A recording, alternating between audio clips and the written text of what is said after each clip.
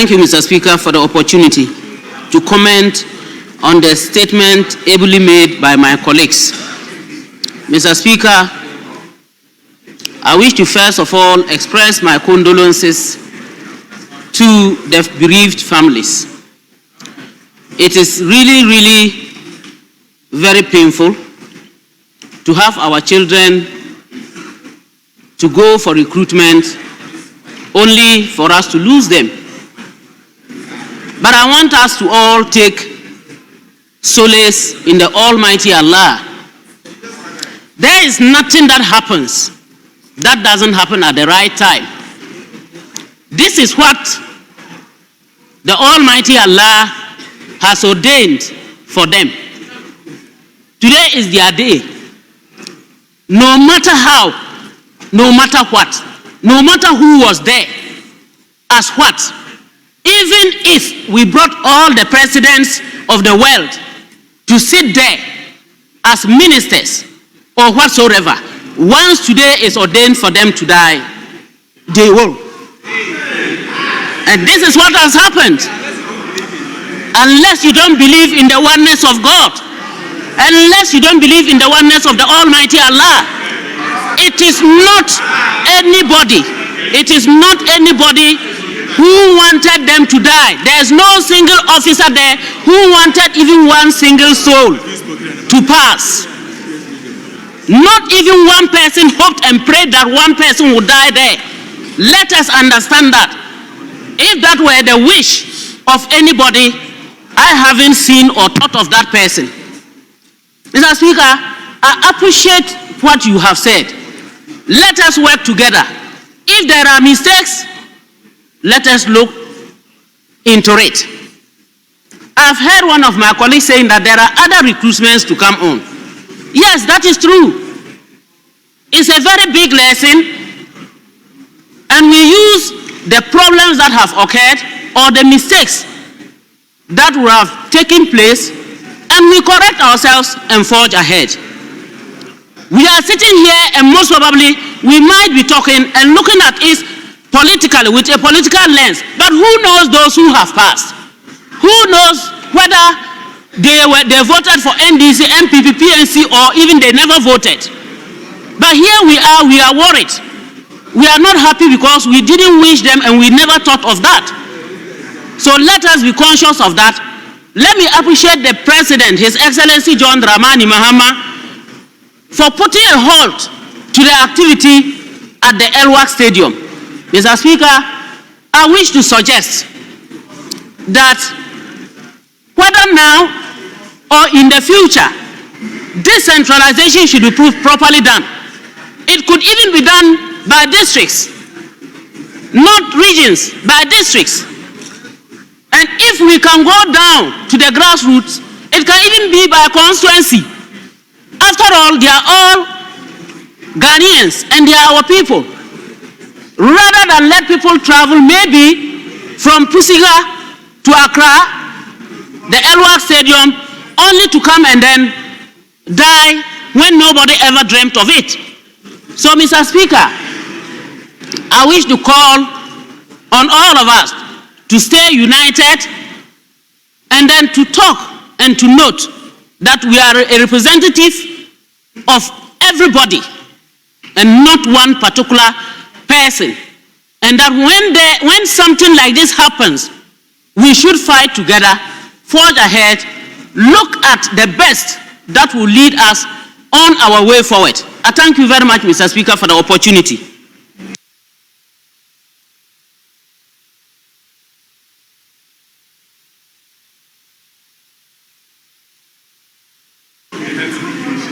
Who is senior? The two of you, who is senior? You two of you, who is senior? You are senior. Yeah, we'll come to you, don't worry. You want to yield to him?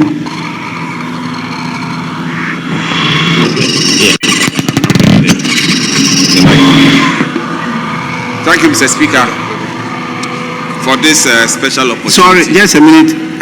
Majority Leader. Mr. Speaker, I I think I need your guidance in this matter. In the course of the contributions members are making, they have sought information from government on what is to be done, what shouldn't be done, what measures should be implemented, and etc. Given that the minister responsible now for defense is in the House, I want to find out whether after we have commented on the statement, if the minister now comes and makes a statement, if leave is granted by your good self, whether we will again be commenting on the statements that has been made by the minister, or that it may be convenient at this stage for us to permit the minister to now make the official statement that members have been calling for, after which we can then take on board any information that the minister may be giving us, so that we take on board those pieces of information and then continue with the contribution. But that's just guidance I'm seeking from you, Right Honorable Speaker.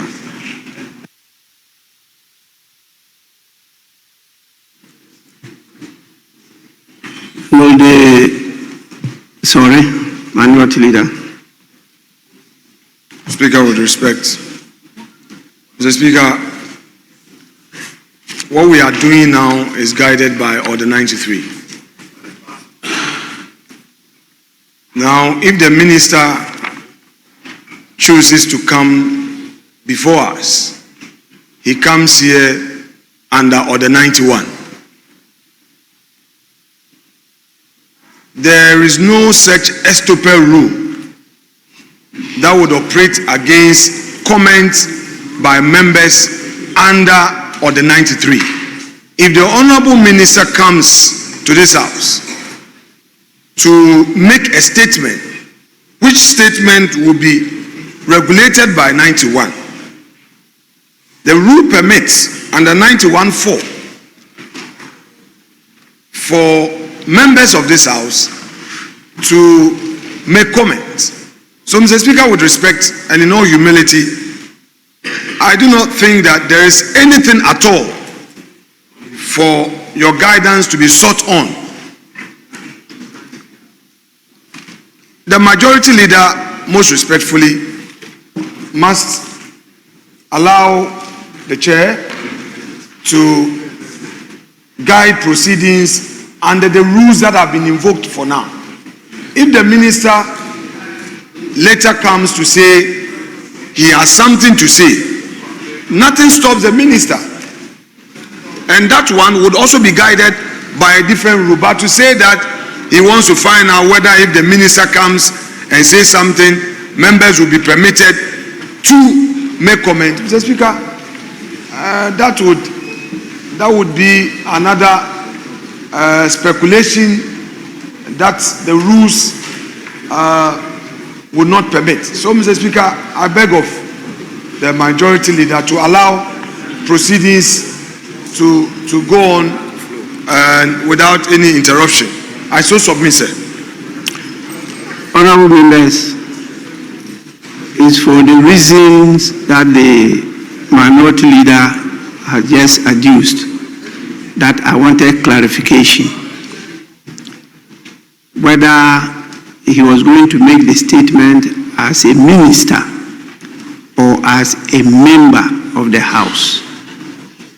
As the minority leader stated, they come under two different standing orders. And if he's making it as a minister, definitely Order 91 will apply. If he's making it as a member, then Order 93 will apply. And 91(2) says, honorable members, please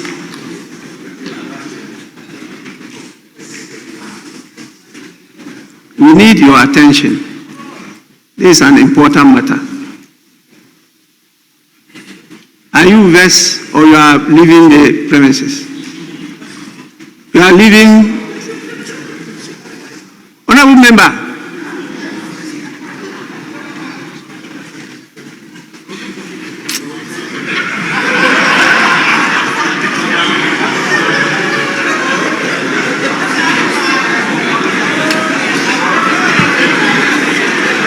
Honorable members, Order 91-2 says a minister of state may make a statement of government policy, and the statement shall A, be limited to facts which are necessary to be made known to the House, and B, not contain matters that are likely to provoke debate. But if this statement by a member, because the statement has already been made by a member, what he will be allowed to do as a member is to comment on that statement. And that will be limited to what? Not exceeding 5 minutes. But if he's making the statement as a minister, it's not limited to the 5 minutes, but it will be limited by the A and B. But for comments, the same for members with regard to statement by minister or statement by a member. It's the same. In such a way, you make a statement in such a way that it doesn't provoke debate and it also does not exceed the 5 minutes on both occasions. So that's why I wanted to know, are you going to make the statement as a minister or as a member?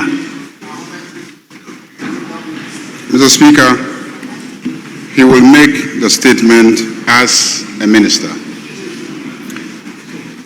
Now, if he's going to make the statement as a minister of state, and that comes under Order 91, and it is on the same subject, I will then allow him to